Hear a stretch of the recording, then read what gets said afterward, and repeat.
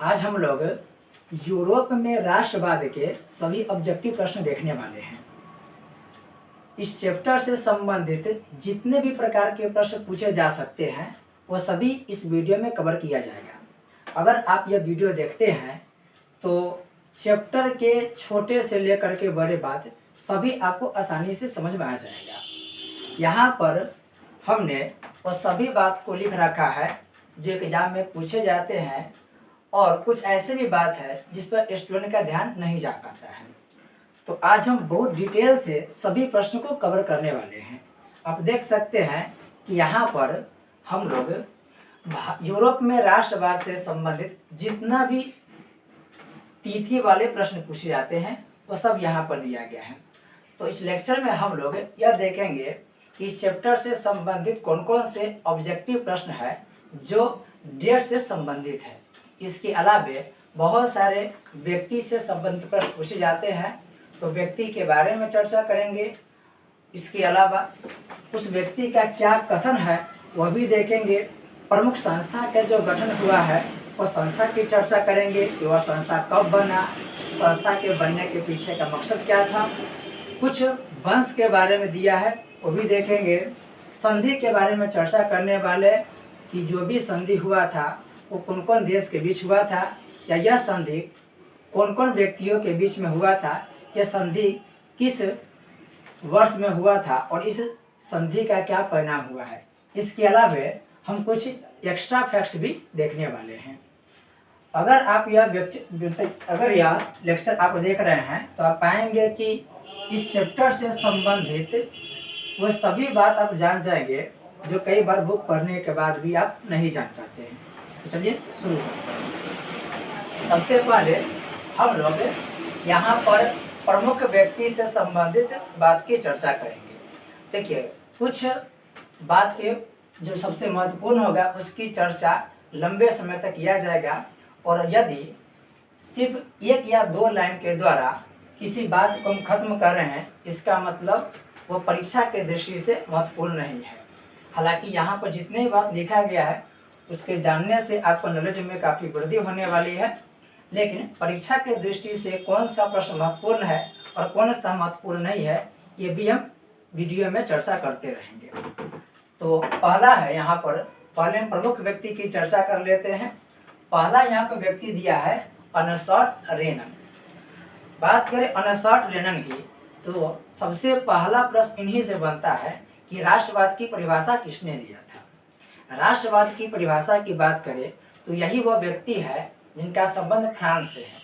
अनसॉट रेनन France के एक व्यक्ति थे और यही व्यक्ति के द्वारा राष्ट्रवाद की परिभाषा दी गई। देखिए, राष्ट्रवाद की परिभाषा बहुत लोग के द्वारा दिया गया है, बहुत सारे विद्वान के द्वारा दिया गया है, लेकिन अनसॉट रेनन जब एक स्पीच दिए तो उस स्पीच के द्वारा राष्ट्रवाद की परिभाषा निकलकर सामने आई।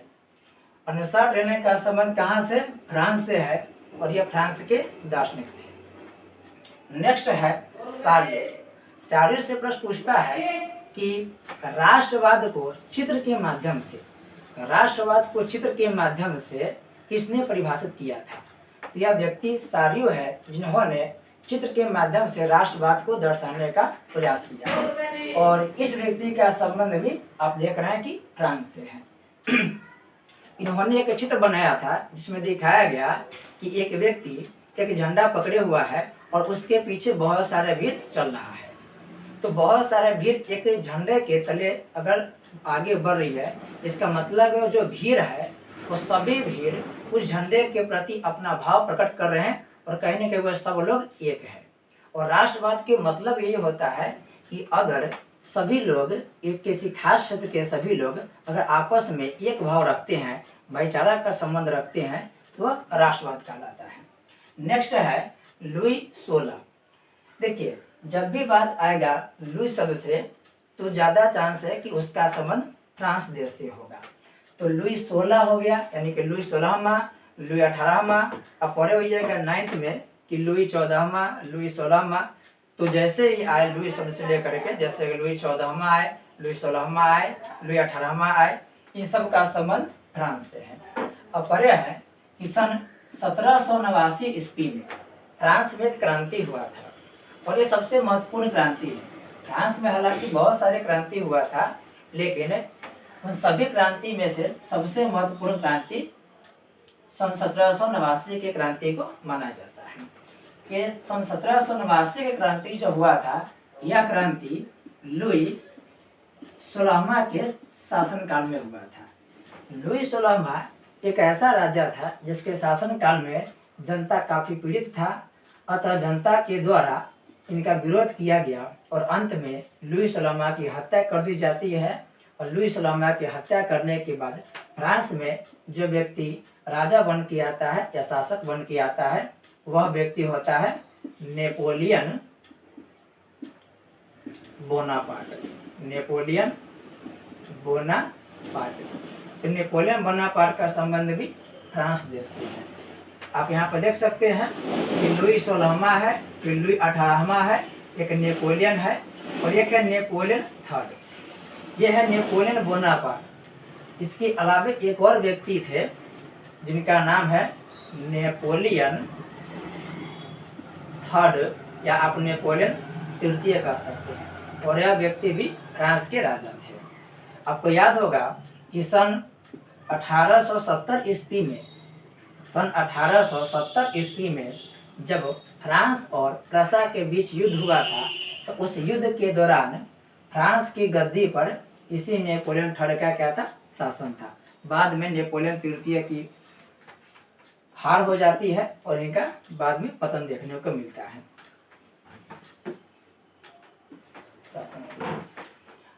आगे है फ्रेडरिक लिस्ट। फ्रेडरिक लिस्ट से जिस टॉपिक पे कम चर्चा होगा तो समझिए कि वह एग्जाम के दृष्टि से कोई खास महत्वपूर्ण नहीं है, लेकिन चूंकि सभी बात का संबंध आपके चैप्टर से है, उसको जान लेना अत्यंत आवश्यक है। देखिए, फ्रेडरिक लिस्ट जो है यह जर्मनी की एक अर्थशास्त्री था। जर्मनी की अर्थशास्त्री कौन था? Friedrich List. यह व्यक्ति ये कहना था कि जर्मनी, आपको पता है कि जर्मनी का जो एकीकरण हुआ था वो एकीकरण हुआ था 1871 ईस्वी में। इससे पहले जर्मनी के लगभग 300 छोटा बड़ा टुकड़ा था। तो इनका कहना था कि यदि जर्मनी आर्थिक रूप से एक होगा तो आर्थिक रूप से जैसे ही एक करने की बात किया जाए तो धीरे धीरे सभी क्षेत्रों में राष्ट्रवाद की भावना आएगी और स्वतः वह एक हो जाएंगे। तो इनका कहना था कि जर्मनी का अगर एकीकरण है तो वो एकीकरण आर्थिकरण से किया जाना चाहिए। आप याद रखिएगा कि फ्रेडरिक लिस्ट कौन था? फ्रेडरिक लिस्ट जर्मनी के एक अर्थशास्त्री था। अगर ऑप्शन में जर्मनी नहीं दे तो आप प्रसा टिक लगाइएगा। नेक्स्ट है लाफायते। ये लाफायते की बात करें तो 1830 की चर्चा हम करेंगे कि 1830 ईस्वी में फ्रांस में एक क्रांति हुआ था। 1830 ईस्वी में फ्रांस में एक क्रांति हुआ था और यह क्रांति फ्रांस के राजा चार्ल्स दसम के विरोध में हुआ था। जब यह क्रांति हुआ था तब जनता के जो नेतृत्व किया था राजा के खिलाफ, और जनता के नेतृत्व करने वाले व्यक्ति कौन थे? लाफायते थे। यह व्यक्ति 1830 की क्रांति के सबसे प्रमुख नेता में से एक थे। अगला है डोम मिंगुअल। डोम मिंगुअल का संबंध पुर्तगाल से है। ये पुर्तगाल के राजा थे। डोम मिंगुअल एक ऐसा राजा था जिसके शासन काल में जनता बहुत ज़्यादा दुखी था, स्वेच्छाचारी राजा था ये। अतः जनता त्रस्त होकर के इसका विद्रोह करता है और कुछ समय के बाद हमें यह देखने को मिलता है कि डोम मिंगुअल के शासन समाप्त हो जाता है और उनके जगह पर यानी डोम मिंगुअल के स्थान पर एक व्यक्ति है डोला मारिया।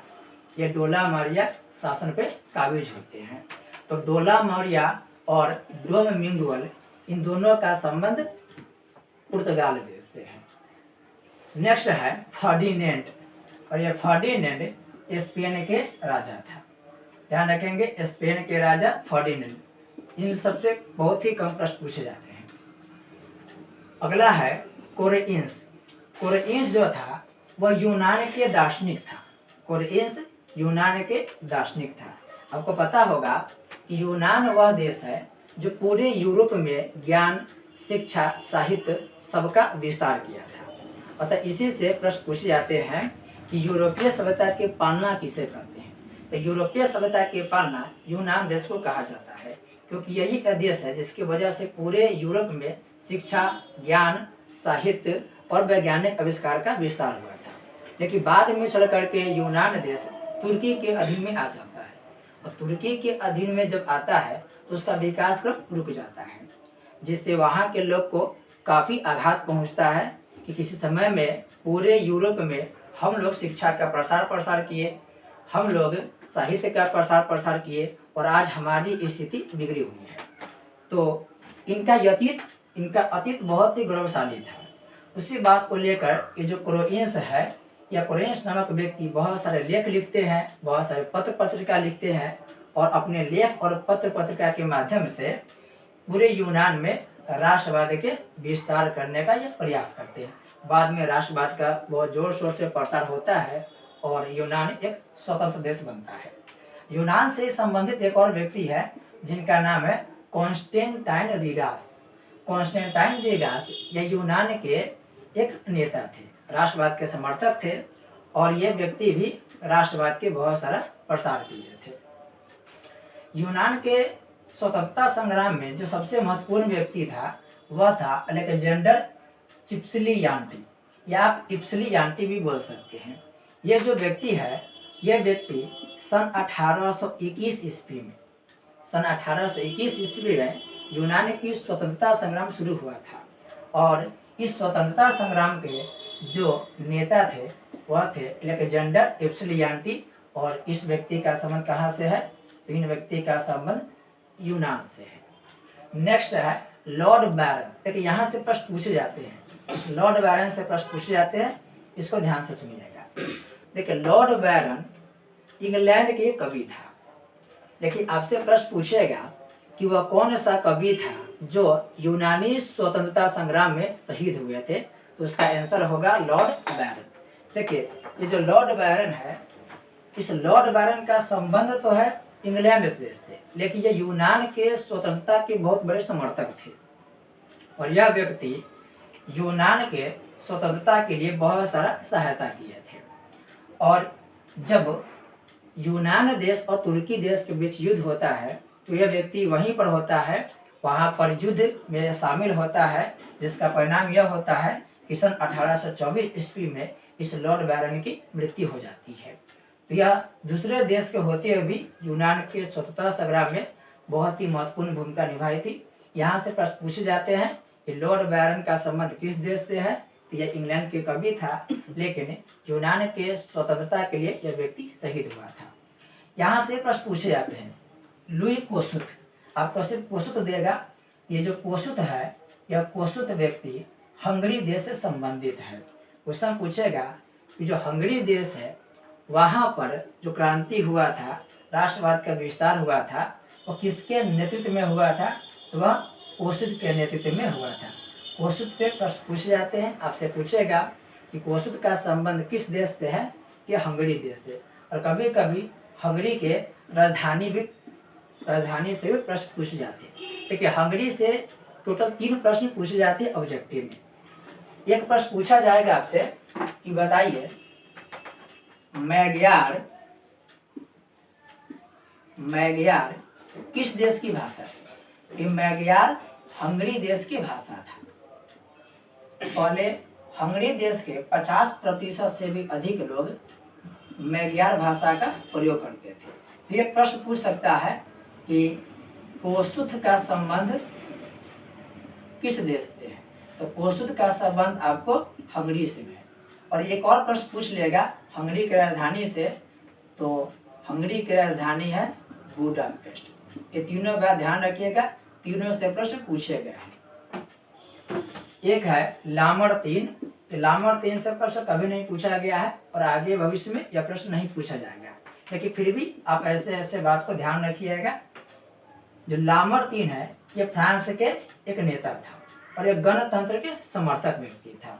फ्रांस में चूंकि पता है आपको कि राजवंश चलता था, फ्रांस में वंशानुगत शासन चलता था, लेकिन समय समय पर राजशाही के खिलाफ में विद्रोह होते रहा। उसी में से एक व्यक्ति थे जो राजशाही के विरोध में थे, और वह व्यक्ति था लामर्ट।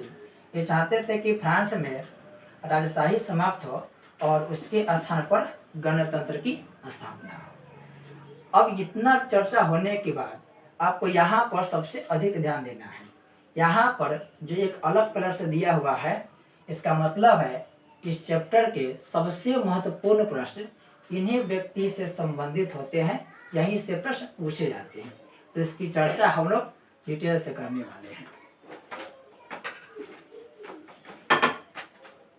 देखिए, पहला नाम है मेजनी। मेजनी क्या क्या प्रश्न पूछ सकता है मेजनी से, ध्यान रखिएगा। सबसे पहले बात करें मेजनी के, तो मेजनी का संबंध इटली देश से है। मेजनी का संबंध इटली देश से है। ये बहुत बड़े क्रांतिकारी व्यक्ति थे इटली के। यहाँ से प्रश्न पूछे जाएंगे आपसे कि बताइए मेजनी इटली को एक करने के लिए क्या क्या योगदान किया था। तो देखिए, मेजनी चाहता था कि इटली पर जो विदेशी देश का हस्तक्षेप है, ऑस्ट्रिया और फ्रांस का जो हस्तक्षेप है, वह हस्तक्षेप समाप्त हो जाए और इटली एक खुद संप्रभु देश बने। तो इन्होंने इटली में राष्ट्रवाद के विस्तार के लिए 3 संगठन बनाए थे। एक के नाम था यंग इटली, और ये यंग इटली बना था 1831 में। तारीख को ध्यान रखिएगा, यहाँ से प्रश्न पूछे जाते हैं। दूसरा है यंग यूरोप, यंग यूरोप, और ये यंग यूरोप बना था 1834 में। तीसरा है friends of Italy, friends of Italy, और ये फ्रेंड्स ऑफ इटली बना था 1851 में। तो मेजनी 3 संस्था बना करके, यानी कि यंग इटली, यंग यूरोप और फ्रेंड्स ऑफ इटली, ये 3 संस्था के माध्यम से पूरे इटली में राष्ट्रवाद की भावना का विस्तार किया था। जब राष्ट्रवाद की भावना का विस्तार किया था तो इटली को एक करने में बहुत सारी सुविधा मिला। इसलिए जब भी बात करते हैं हम लोग इटली की एकीकरण के, तो इटली के एकीकरण में सबसे महत्वपूर्ण भूमिका इसी मेजनी को दिया जाता है।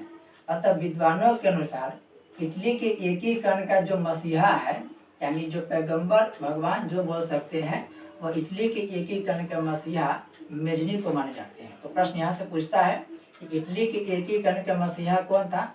इटली के एकीकरण का मसीहा मेजनी था। यहाँ से प्रश्न बहुत बार पूछे गए हैं। अब हम बात करते हैं काउंट काबुल के। तो काउंट काबुल का भी संबंध इटली से ही है। काउंट काबुल का संबंध इटली से है। हम बात करेंगे काउंट काबुल की।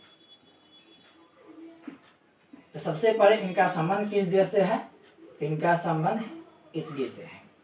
आपको याद होगा कि जो इटली है, यह इटली देश, ये मान लेते हैं कि इटली हो गया, और इटली पर आप देखेंगे कि ये जो क्षेत्र था, ये वाला क्षेत्र, इस क्षेत्र पर ऑस्ट्रिया देश का हस्तक्षेप था, यानी कि उत्तरी क्षेत्र पर ऑस्ट्रिया देश का हस्तक्षेप था। जब आप विश्व के मानचित्र में देखेंगे तो इटली के ऊपर आपको जो देश दिखाई देगा वह देश ऑस्ट्रिया ही है। तो इटली के उत्तरी क्षेत्र पर ऑस्ट्रिया का अधिकार था। इसके अलावा ये जो दक्षिणी क्षेत्र देख रहे हैं, दक्षिणी क्षेत्र, इस दक्षिणी क्षेत्र में से एक क्षेत्र है नेपल्स, नेपल्स, और एक क्षेत्र है सिसिली, सिसिली। ये दोनों क्षेत्र पर, यानी सिसिली और नेपल्स दोनों क्षेत्र पर फ्रांस देश का कब्जा था। जब काउंट काबुल इटली के प्रधानमंत्री बनता है तब वह ऑस्ट्रिया के अधिकार वाले क्षेत्र को कब्जा करके इटली में मिला देता है। इसके अलावा ये जो इटली के बीच का क्षेत्र देख रहे हैं, इस बीच क्षेत्र पर एक था परमा नामक क्षेत्र, एक था मोडेना नामक क्षेत्र, और एक था टस्कनी नामक क्षेत्र। 3 क्षेत्र था, परमा, मोडेना और टस्कनी। और ये जो तीनों क्षेत्र हैं इस तीनों क्षेत्र पर अलग अलग राजाओं का शासन था, स्वतंत्र राजाओं का यहाँ पर शासन था।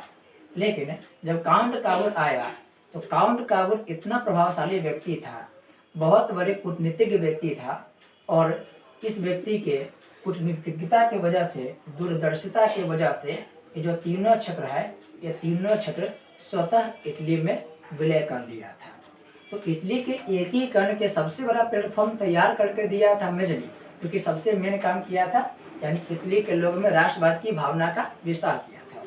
लेकिन ये जो काउंट काबुल है वह ऑस्ट्रिया के अधिकार वाले क्षेत्र पर कब्जा करके इटली को संयुक्त करने का शुरुआत किया था।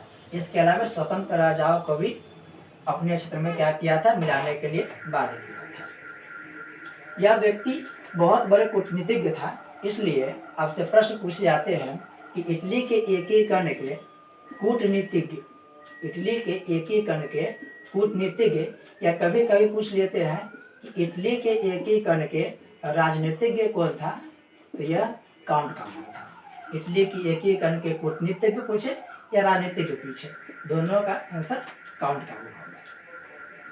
अगला इसी में है गैरीबाल्दी। गैरीबाल्दी से 4 प्रश्न पूछे जाते हैं और मुख्यतः 3 प्रश्न हमेशा पूछ लिए जाते हैं। तो अगला व्यक्ति है गैरीबाल्दी। तो सबसे पहला प्रश्न यही है कि गैरीबाल्दी का संबंध किस देश से है। इसका संबंध इटली देश से है। इटली के एकीकरण करने में इनका भी एक बहुत बड़ी भूमिका रही है। गैरीबाल्दी से एक प्रश्न पूछता ऑब्जेक्टिव में, इसमें तो गैरीबाल्दी के पेशा क्या था।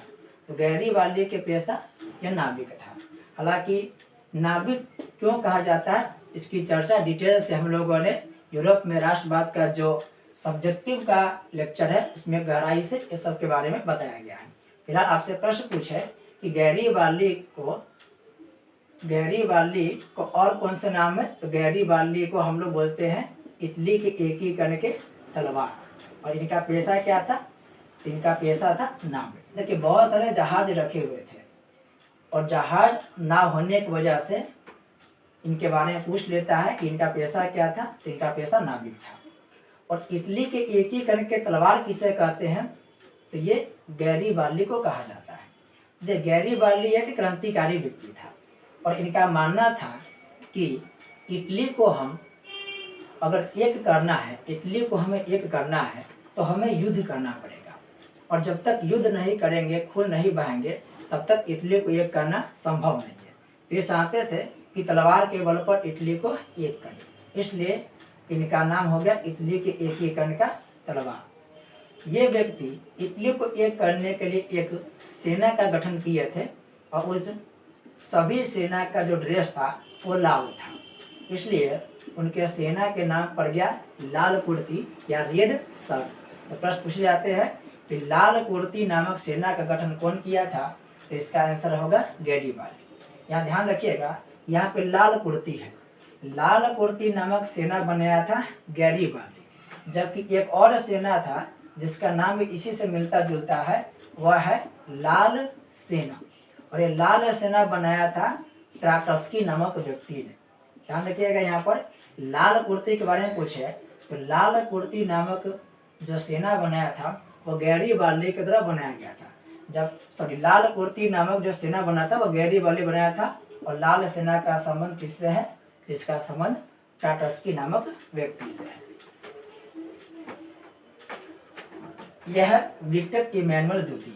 विक्टर इमैनुअल द्वितीय यह इटली के राजा था, और विक्टर इमैनुअल द्वितीय ही वह व्यक्ति था जो इटली के एकीकरण का अंतिम क्षण पूरा किया था।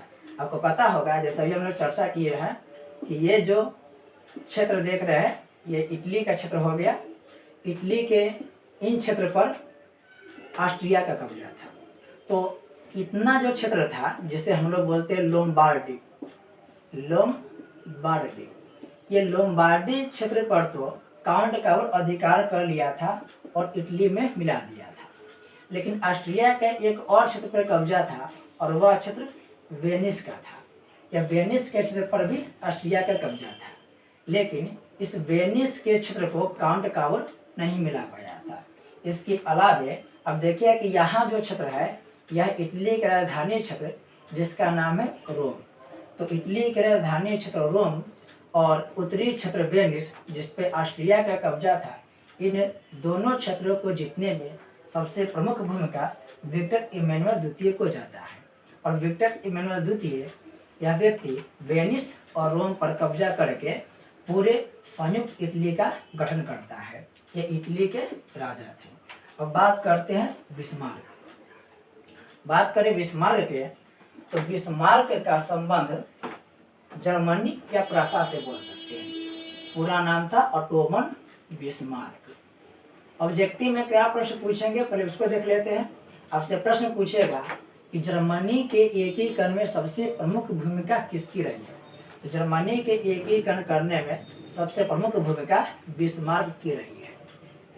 एक प्रश्न और पूछ सकता है कि बताइए, रक्त एवं लौह की नीति, रक्त एवं लौह की नीति का अवलंबन किसने किया था, या रक्त एवं लौह की नीति किसने दिया था। तो यह बिस्मार्क ने दिया था। आपको पता होगा कि जर्मनी का एकीकरण 1871 में हुआ और इससे पहले जर्मनी लगभग 300 छोटे बड़े टुकड़ा में टूटा हुआ था।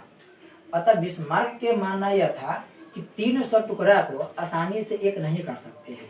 बहुत सारे ऐसे क्षेत्र हैं जिस पर दूसरे देशों का प्रभाव है और उन देशों के साथ युद्ध करेंगे तो युद्ध करने के बाद ही यह क्षेत्र जर्मनी का हिस्सा बन सकता है। तो जर्मनी को एक करने के लिए बिस्मार्क युद्ध को आवश्यक समझता था, इसलिए रक्त एवं लौह की नीति दिया था। इनका संबंध पूछेगा, रक्त एवं लौह की नीति का संबंध किससे है, तो रक्त एवं लौह की नीति का संबंध बिस्मार्क से है। सबसे प्रमुख व्यक्ति यही थे।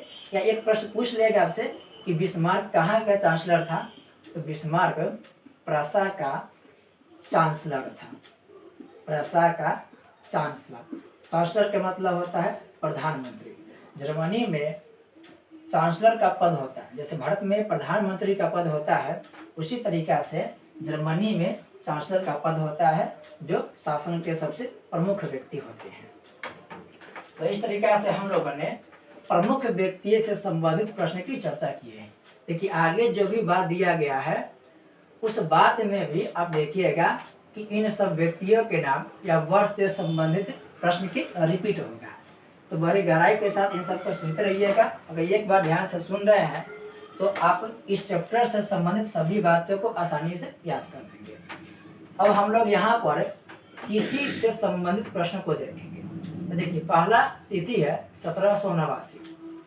1789 और 1789 से एक सबसे मेन प्रश्न है जो हमने चर्चा कर दिया है कि फ्रांस के क्रांति हुआ था। देखिए फ्रांस में तो बहुत क्रांति हुआ था। एक क्रांति हुआ था सन 1789 में, और सन 1789 में जब क्रांति हुआ तो उस समय फ्रांस के जो राजा था नेपोलियन 16वां, उसे हटा दिया गया। और जैसे नेपोलियन 16 फ्रांस से हटा, पूरे यूरोप में एक नई भावना का विस्तार हुआ था। आप यह बोल सकते हैं कि पूरे यूरोप में राष्ट्रवाद की जो शुरुआत माना जाता है वो कहीं न कहीं इसी सन 1789 के फ्रांसीसी क्रांति के दिन माना जाता है। तो सन 1789 में क्या हुआ था, सन 1789 में फ्रांस में एक क्रांति हुआ था। एक और क्रांति हुआ था फ्रांस में जो हुआ था 1830 में, और फिर 1830 के बाद एक और क्रांति होगा फ्रांस में जो होगा 1848 में। यहाँ पर ध्यान रखिएगा, सन 1789 में क्या हुआ था, फ्रांस की क्रांति हुआ था। फिर अगला डेट है 1804। 1804 तो देखिए जब सन 1789 ईस्वी में फ्रांस की क्रांति हुआ था तो उस फ्रांस की क्रांति में लुई 16वां को मार दिया गया। हालांकि मारा था सन 1793 ईस्वी में, एक मशीन हुआ करता था उसमें गिलोटिन नामक मशीन, उस गिलोटिन पर चढ़ा दिया गया था। और जब लुई 16वां की हत्या कर दिया गया तो फ्रांस में नेपोलियन बोनापार्ट को राजा बनाया जाता है। नेपोलियन बोनापार्ट को, और यह नेपोलियन बोनापार्ट 1804 ईस्वी में राजा बनता है। तो प्रश्न पूछता है कि नेपोलियन बोनापार्ट फ्रांस के राजा कब बना था, तो इसका आंसर होगा 1804 ईस्वी में। नेक्स्ट है 1806। 1806 सन 1806 ईस्वी में राइन महासंघ की स्थापना हुआ था। राइन महासंघ। राइन महासंघ से आपसे 2 प्रश्न पूछे जाते हैं ऑब्जेक्टिव। एक पूछेगा राइन महासंघ का निर्माण कौन किया था? तो राइन महासंघ का निर्माण करने वाला व्यक्ति था नेपोलियन बोनापार्ट। नेपोलियन बोनापार्ट, यह ध्यान रखिएगा। राइन महासंघ का निर्माण कौन किया था? Napoleon Bonaparte. और फिर पूछता है कि राइन महासंघ में कितने क्षेत्र था? तो इस राइन महासंघ में 39 क्षेत्र था। ये दोनों बात ध्यान रखिएगा। राइन महासंघ में टोटल 39 क्षेत्र शामिल किया गया था। अब थोड़ा सा क्रम से जानते हैं। देखिए, सन 1804 ईस्वी में जब नेपोलियन बोनापार्ट फ्रांस के राजा बने, तो आप यहाँ पर देखिएगा ये है फ्रांस देश, और फ्रांस के इधर आप देखिएगा तो आपको मिलेगा जर्मनी देश। देखिए, सन 1804 में जब फ्रांस के राजा नेपोलियन बना तो देखा कि ये जो क्षेत्र है, ये क्षेत्र है जर्मनी की, वर्तमान के जर्मनी का क्षेत्र है। ये जर्मनी बहुत सारे छोटे छोटे टुकड़ों में टूटा हुआ था, बहुत सारे छोटे छोटे क्षेत्र थे। तो जब राजा बना नेपोलियन बोनापार्ट, ये बहुत ही ताकतवर राजा था, और ताकतवर होने का यह फायदा हुआ कि यह राजा जर्मनी के इन सब छोटे छोटे क्षेत्रों को जीत लिया। देखिए, एक तो नेपोलियन ताकतवर राजा था, दूसरा ये जो जर्मनी का क्षेत्र था वह टुकड़ों में बटा हुआ था, किसी राजा में मेल मिलाप था ही नहीं। अतः जब भी एक पर आक्रमण होता था तो दूसरा देश किसी प्रकार की सहायता नहीं कर पाता था, क्योंकि आपसी मतभेद था इन लोगों में।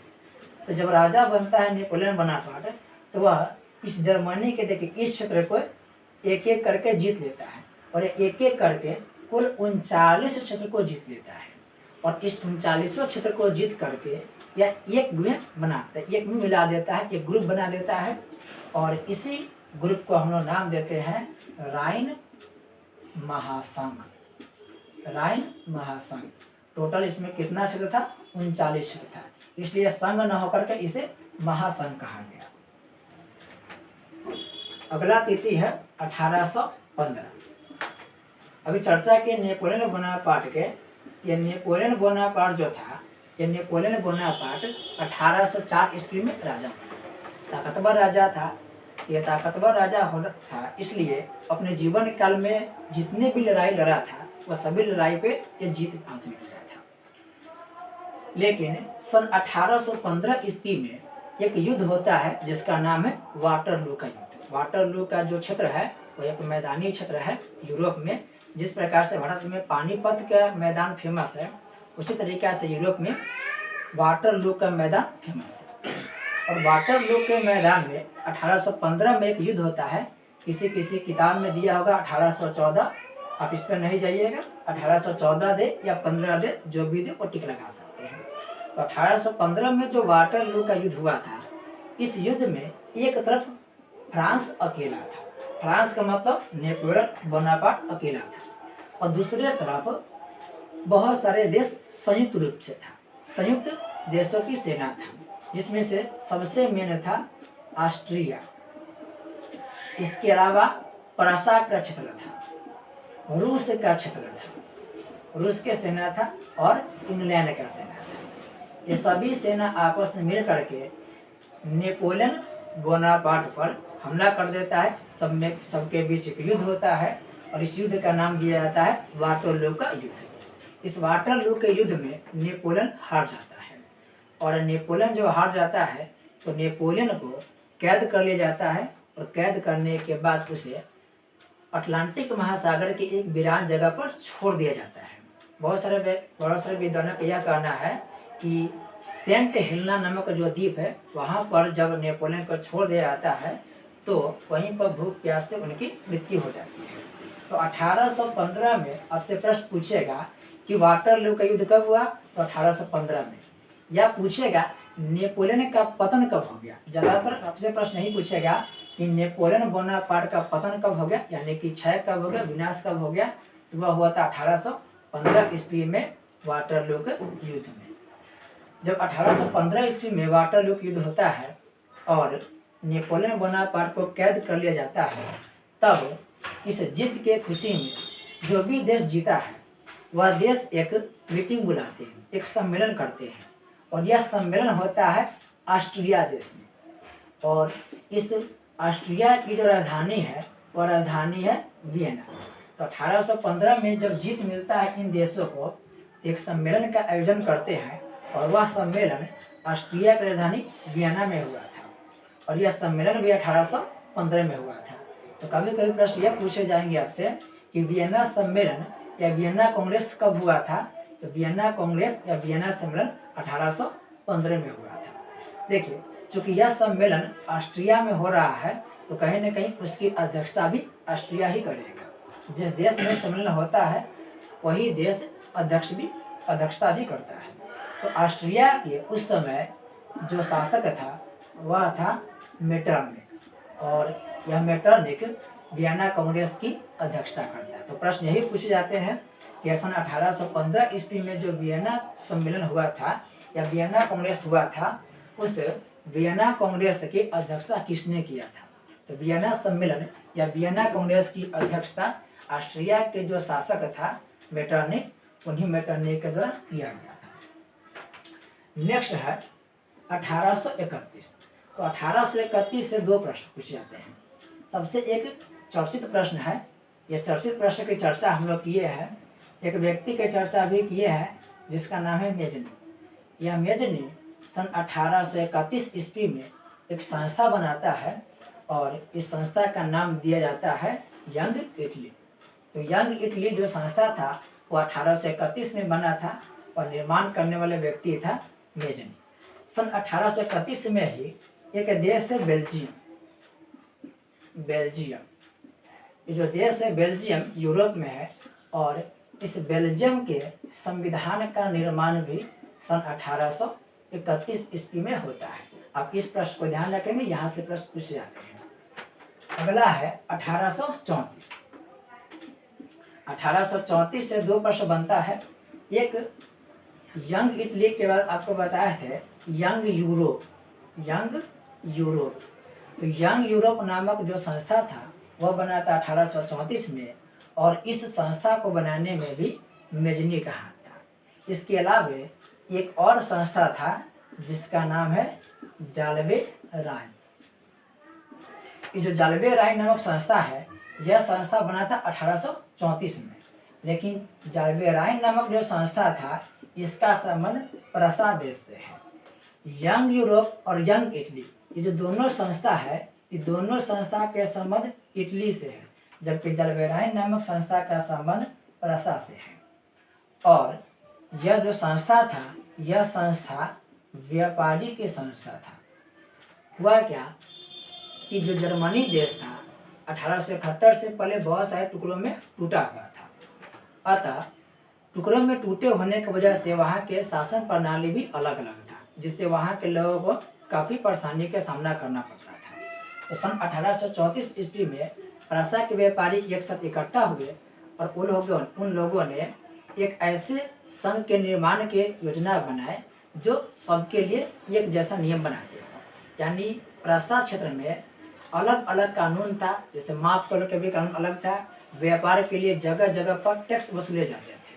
अतः इन व्यापारी लोगों ने आपसी सहमति करके एक कानून जैसा प्रावधान किया। 1834 में जो एक समूह के निर्माण हुआ वही समूह जाल्बे राइन का नाम दिया, जाल्बे राइन का नाम से मिला। यह जो जाल्बे राइन है 1834 में बना और इस जाल्बे राइन का संबंध प्रसा देश से है, व्यापारियों के द्वारा यह निर्मित है। नेक्स्ट है 1830। तो अभी चर्चा की है सन 1830 ईस्वी में फ्रांस में क्रांति हुआ था। देखिए, एक राजा था जिसका नाम था चार्ल्स दशम और इस चार्ल्स दशम का संबंध है फ्रांस से। इसी चार्ल्स दशम के नेतृत्व में इसी चार्ल्स दशम के विरोध में एक क्रांति होता है फ्रांस में, यह 1830 में होता है।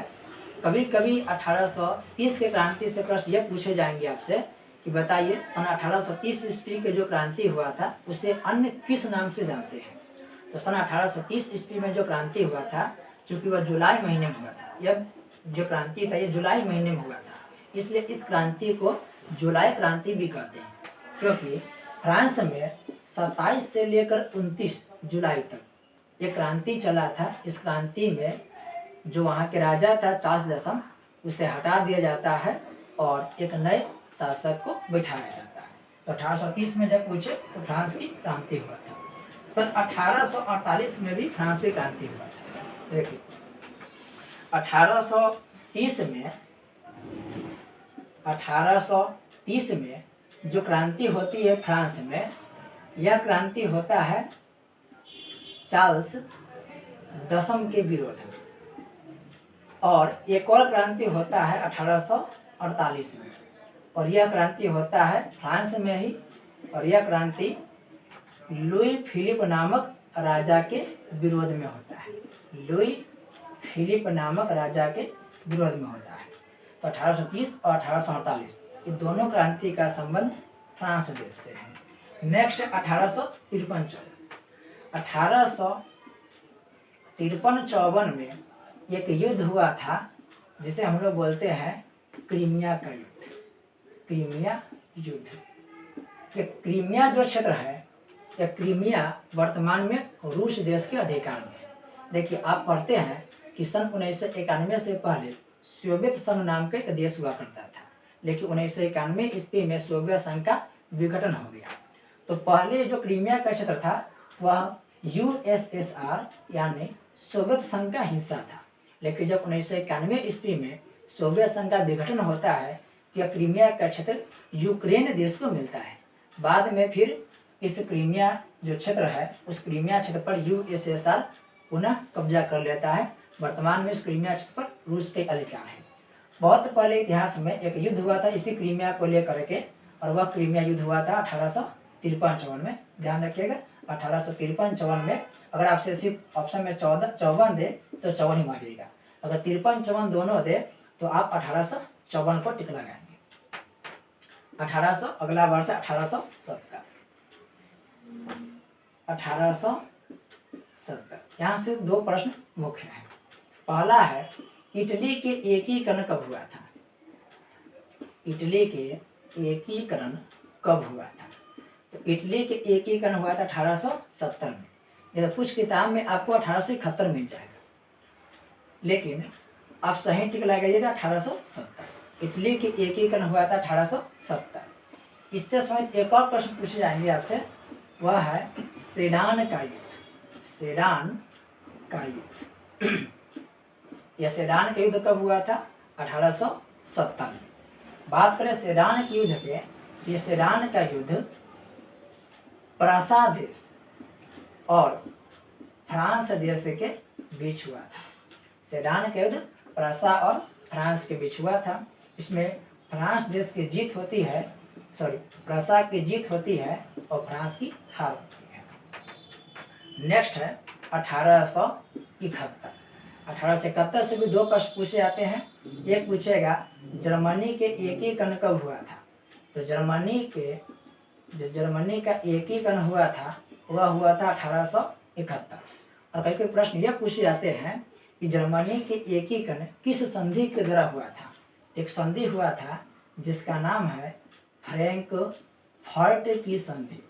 फ्रैंकफर्ट की संधि, और यह फ्रैंकफर्ट की संधि हुआ था 1871 ईस्वी में। इसी संधि के द्वारा जर्मनी की एकीकरण पूरा होता है। नेक्स्ट 1866। 1866 के संबंध भी एक युद्ध सही है। 1866 देखिए 1866 में एक युद्ध होता है जिसका नाम है सेडोवा का युद्ध। सेडोवा का युद्ध हुआ था 1866 में, और यह जो युद्ध हुआ था वह हुआ था प्रसा और ऑस्ट्रिया के बीच।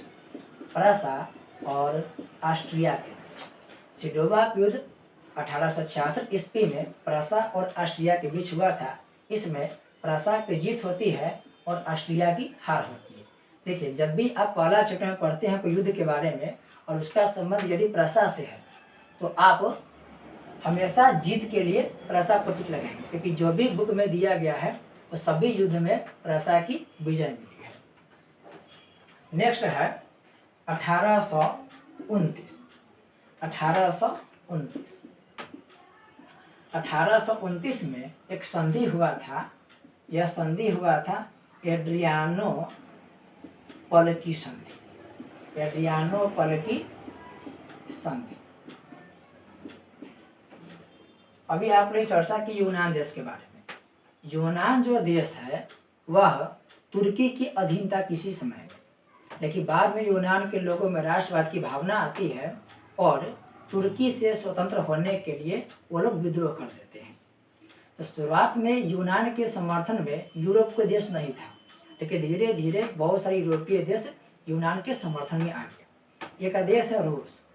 रूस जो देश है वह यूनान के समर्थन करना चाहता था, लेकिन उस समय जो रूस के जो राजा था वह ऑस्ट्रिया के राजा मेटरनिक के प्रभाव में था, और मेटरनिक का इतना बड़ा दबदबा यूरोप में था कि रूस के जो जार था वह चाहते हुए भी यूनान के समर्थन नहीं कर पा रहा था। लेकिन बाद में रूस यूनान के समर्थन करता है और बाद में तुर्की के भी हार होता है। जब सब यूरोपीय देश यूनान के समर्थन करता है तो एक युद्ध होता है और इस युद्ध में यूनान देश की जीत मिलता है और तुर्की हार जाता है। बीच में तुर्की और रूस के बीच जो संधि हुआ था वह संधि हुआ था 1829 में, और उस संधि के नाम दिया गया था एड्रियानोपल की संधि। तो प्रश्न पूछेगा आपसे कि एड्रियानोपल की संधि कब हुआ था? 1829 में हुआ था, लेकिन ज़्यादा आपसे चांस से प्रश्न पूछेगा कि एड्रियानोपल की संधि किसके किसके बीच हुआ था। वर्ष इंपॉर्टेंट नहीं होता है, किसके किसके बीच हुआ है यह ज़्यादा इंपॉर्टेंट होता है। तो एड्रियानोपल की जो संधि हुआ था उसमें एक तरफ रूस था और एक तरफ तुर्की। तो रूस और तुर्की के बीच जो संधि हुआ था वह संधि का नाम दिया गया है एड्रियानोपल की संधि। अगला है 1832।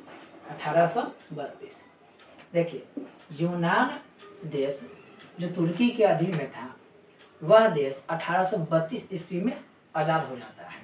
तो बहुत सारे यूरोपीय देश के सहयोग से यूनान को आज़ादी मिल जाती है तुर्की देश से। तो प्रश्न पूछेगा आपसे कि यूनान को आज़ादी कब मिला था? 1832 ईस्वी में। लेकिन एक संधि होता है जिस संधि के नाम है कुस्तुनतुनिया। देखिए, एक स्थान का नाम है कुस्तुनतुनिया। कुस्तुनतुनिया, तो कुस्तुनतुनिया की एक संधि होता है 1832 ईस्वी में, और इसी कुस्तुनतुनिया की संधि के द्वारा 1832 में यूनान देश की आज़ादी मिलती है। एक 1851 जिसकी चर्चा हम लोग कर दिए हैं कि सन 1851 ईस्वी में मेजनी के द्वारा इटली में एक संस्था बनाया गया था जिसका नाम था friends of Italy. Friends of Italy का गठन कब हुआ था? 1851 में हुआ था, और गठन करने वाले व्यक्ति था मेजनी। अगला है 1810। 1810 में एक ग्रुप बना था और उस ग्रुप का नाम है कार्बोनरी, या कार्बोनारी भी देता है। तो कार्बोनारी नामक ग्रुप जो है यह बना था 1810 ईस्वी में।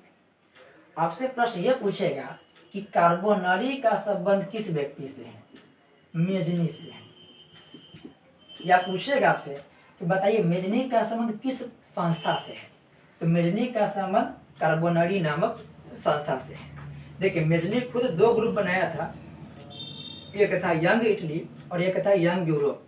लेकिन मेजनी सबसे पहले कार्बोनारी नामक एक ग्रुप में जुड़ा था, और कभी कभी स्टूडेंट यहाँ पे कंफ्यूज हो जाते हैं क्योंकि मेजनी जो व्यक्ति था इसका जन्म हुआ था 1805 में, और कार्बोनारी नामक जो संस्था था वह बना था 1810 में। तो ये स्टूडेंट कभी ये पूछते हैं कि मेजनी का जन्म हुआ था 1805 में, तो 5 साल के बाद ही कैसे ग्रुप में ज्वाइन कर लिया? देखिए, कार्बोनारी नामक जो ग्रुप है यह ग्रुप बनाया था 1810 में। इसका ये मतलब नहीं है कि मेजनी 5 वर्ष में जुड़ गया। मेजनी जब युवा अवस्था में आया तब युवा अवस्था में आने के बाद इस संस्था से जुड़ा था, ना कि इसका ये तो जन्म दिया कि मेजनी का जन्म हुआ था 1805 में और जन्म के बहुत समय के बाद इस संस्था में ज्वाइन किया था।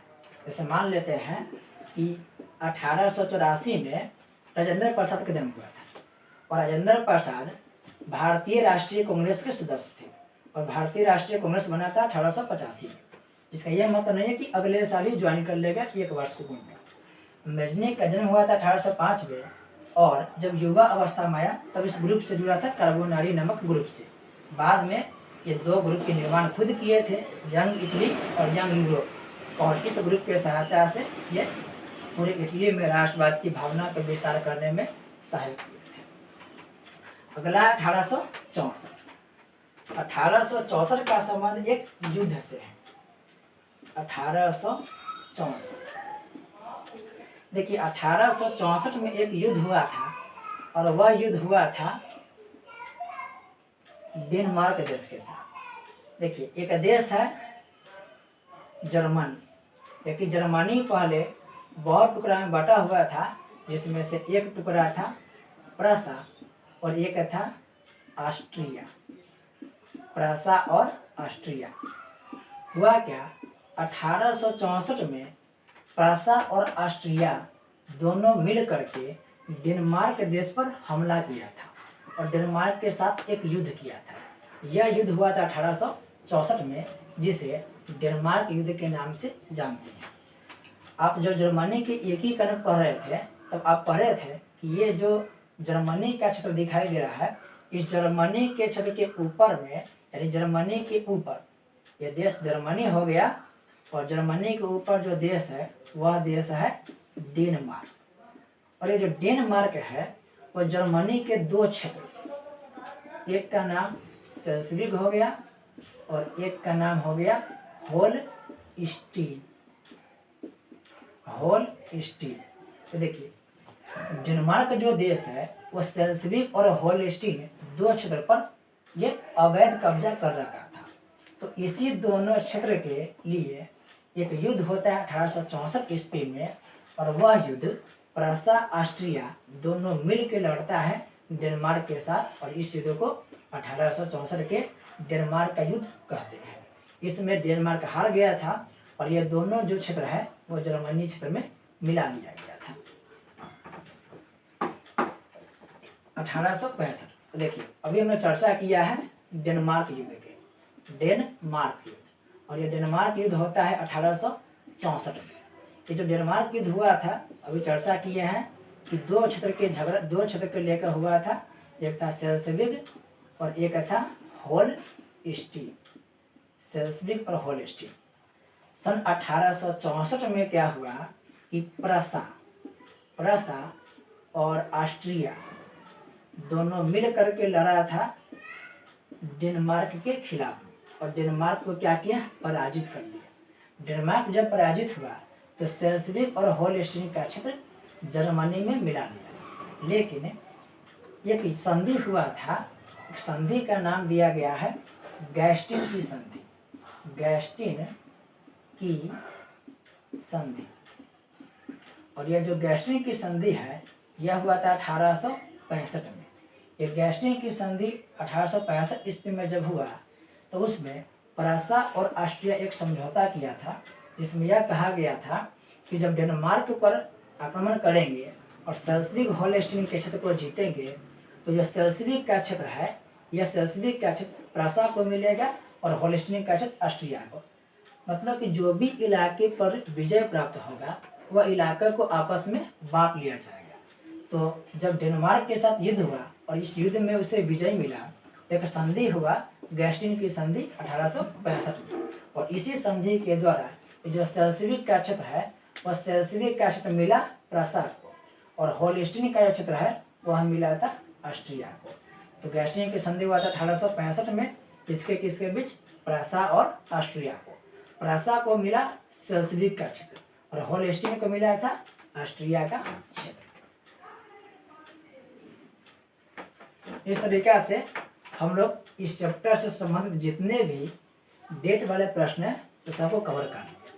अब यहाँ पर देखिए, यहाँ पर लिखा वंश, दो वंश लिखा है, एक है बुर्बो राजवंश, एक है आयरलैंड वंश। बुर्बो राजवंश और आयरलैंड वंश, इस दोनों का संबंध फ्रांस देश से है। देखिए, फ्रांस में राजशाही था और राजशाही में आपको पता है कि उसी राजा के खानदान से कोई व्यक्ति अगला राजा बनता है। तो फ्रांस में जो राजशाही था उस राजा के वंश के नाम था बुर्बो राजवंश। और आयरलैंड वंश के संबंध पूछे तो फ्रांस से था, हालांकि इसका संबंध कोई राजवंश नहीं था, लेकिन आप बोलिए कि दोनों का संबंध फ्रांस देश से है। यहाँ पर प्रमुख संस्था दिया है, तभी हम लोग चर्चा कर लिए कि यंग इटली हो गया, यंग यूरोप हो गया और फ्रेंड्स ऑफ इटली हो गया। ये तीनों संस्था का संबंध मेजनी से है। फिर एक है हिटोरिया फिल्की। देखिए हिटोरिया फिल के जो संस्था था ये एक गुप्त संस्था था, और यह हिटोरिया फिल के या हिटोरिया फिलाके जो नामक संस्था था वह यूनान देश में काम कर रहा था। कार्बोनारी को बता दिया है कि कार्बोनारी नामक ग्रुप का संबंध इटली देश से है, 1810 में बना था, और मेजनी इसी ग्रुप से जुड़ करके शुरुआत में काम किया था।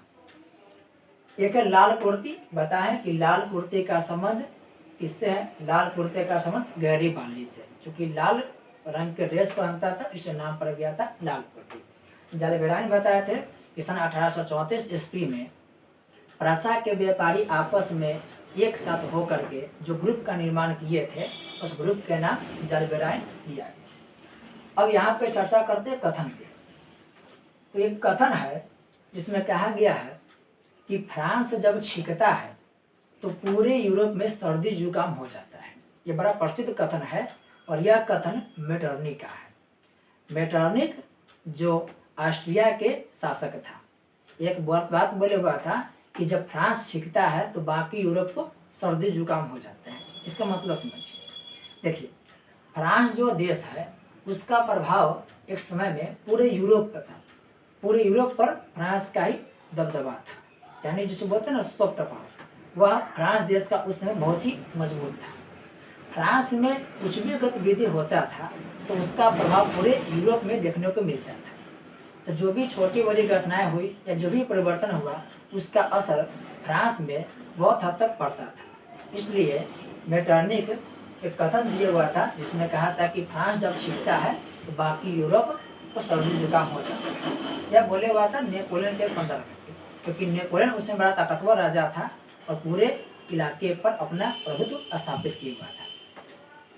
मेटरनिक के एक और कथन है, यह बोले हुआ था कि शासन करो और कोई परिवर्तन नहीं होने दो। देखिए मेटरनिक जो राजा था वह एक ऐसा राजा था जो जनता को अपने अधिकार से वंचित रखना चाहता था।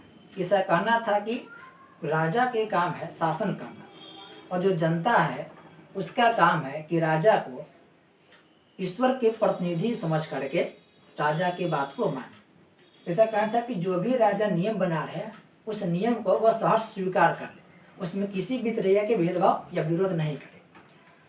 इसलिए आप लोग से प्रश्न पूछा जाता है कि कौन व्यक्ति था जो बोले हुआ था कि शासन करो और कोई परिवर्तन नहीं होने दो। यह बात बोले हुआ था मेटरनिक।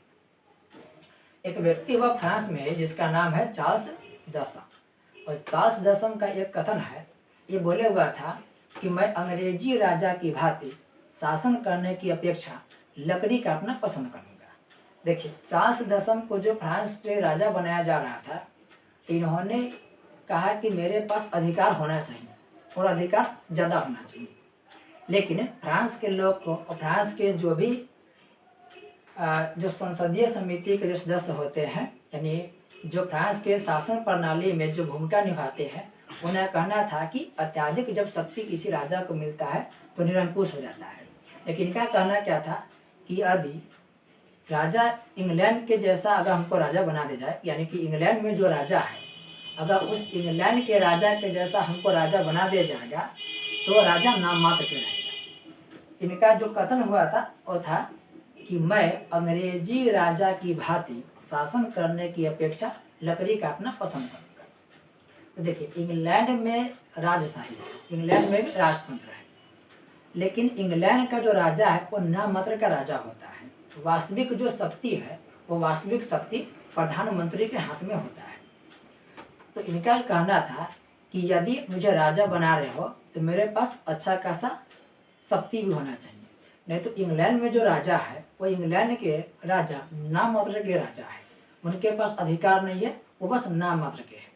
किसी भी प्रकार के वह समझे कि नियम का प्रतिपादन नहीं कर सकते हैं, किसी प्रकार के बदलाव उनके हाथ में नहीं है, सारा कमान प्रधानमंत्री के हाथ में होता है। तो यही बात बोले होते कि यदि मैं राजा बन जा रहा हूँ तो राजा बनने का कोई खास फायदा होगा नहीं, मतलब एक शक्तिहीन राजा बनने से अच्छा है कि मैं लकड़ी काट के अपना जीवन यापन करूं। एक और व्यक्ति था जिसका नाम है काउंट काबुल, ये बोले हुआ था कि क्रीमिया के कीचड़ में इटली के एक ही कण होगा। अभी बताएं कि जो क्रीमिया का क्षेत्र है और रूस में है, वह क्या कि 1854 ईस्वी में एक युद्ध हो रहा था जिसे क्रीमिया के युद्ध के नाम से जानते हैं। और इस युद्ध में काउंट काबुल अपने सेना को भेजा था रूस के सहायता के लिए। जब वहाँ पर इटली के सेना पहुँचा तो देखा कि बहुत सारा बरसात हुआ है और उस बरसात की वजह से चारों तरफ पानी लगा हुआ है और बहुत सारा कीचड़ है।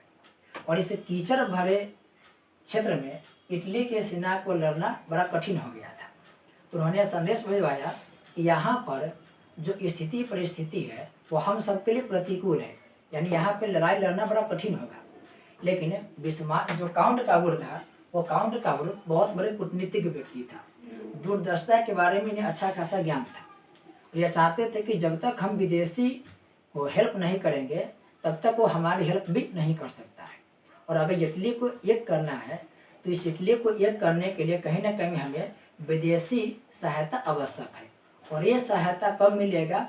जब हम उनका समर्थन करेंगे, जब हम उनको विपरीत परिस्थितियों में काम आएंगे। इसलिए इन्होंने अपने सेना को भेजा था रूस क्षेत्र में। और जब इनके सेना यह बात बोला कि बहुत सारे यहाँ पर कीचड़ है, लड़ना बड़ा मुश्किल है, तो ये एक स्टेटमेंट दिए थे और यह बात बोले थे कि क्रीमिया के कीचड़ में ही इटली के एकीकरण होगा। क्योंकि यदि यहाँ पर जो मेरा मकसद वो कामयाब हो जा रहा है तो हम इटली के समस्या को पूरे यूरोप में रख देंगे और हमारे समर्थन करने वाले यूरोप के बहुत सारे देश हो जाएंगे। ये कुछ एक्स्ट्रा फैक्ट्स है यहाँ पर। यह एक्स्ट्रा फैक्ट्स बहुत ही महत्वपूर्ण है, यहाँ से प्रश्न खूब पूछे जाते हैं।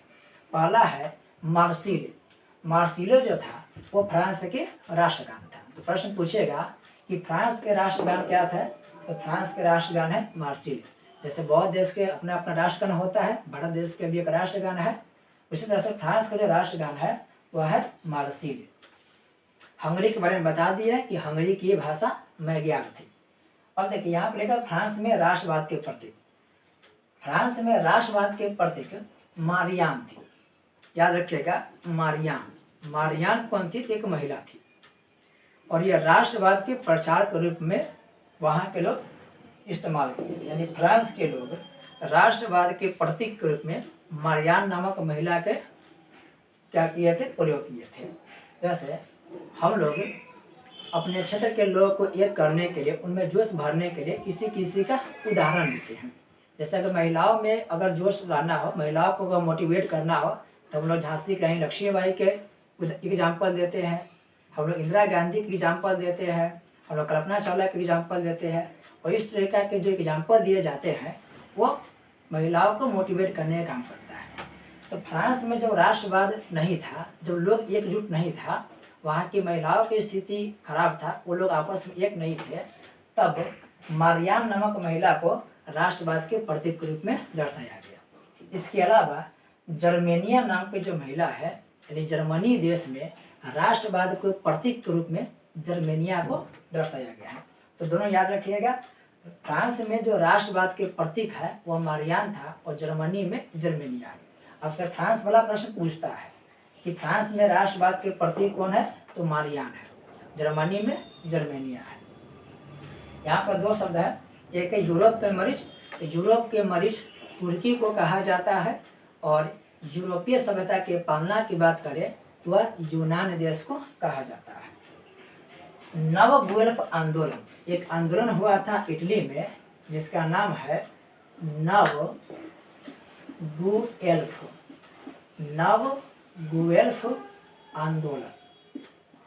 ये जो नव गुएल्फ आंदोलन है, यह आंदोलन इटली में हुआ था और इस आंदोलन के द्वारा इटली के लोग आपस में राष्ट्रवाद की भावना का विस्तार किए थे। यानी इटली के लोग को एक करने के लिए एक आंदोलन चलाया गया था, उस आंदोलन को ही नाम दिया गया नव गुएल्फ आंदोलन। यहाँ पे जो संधि दिया है, इस संधि की चर्चा कर लिए हैं हम लोग। जैसे वियना की संधि, तो वियना की संधि हुआ था 1815 में।